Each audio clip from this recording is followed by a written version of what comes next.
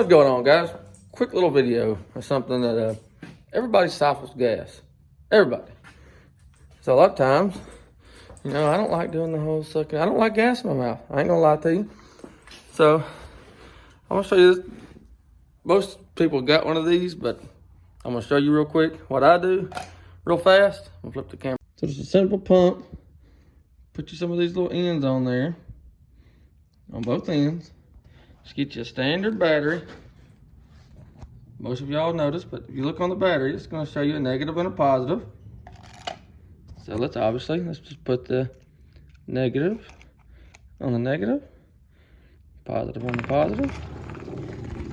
And you pump that $7 worth of kerosene out of this old heater, put it in here. Go to Rock Auto, get you a cheap $20 pump. Here's your siphon deal for no money. I could have put some clamps on there, but you know, I was lazy and didn't want to. Just a quick little video. How to easily siphon gas. Go give the page a like and subscribe. I'd greatly appreciate it. Thank you for watching this episode of Texas Garage. Short, sweet, and simple.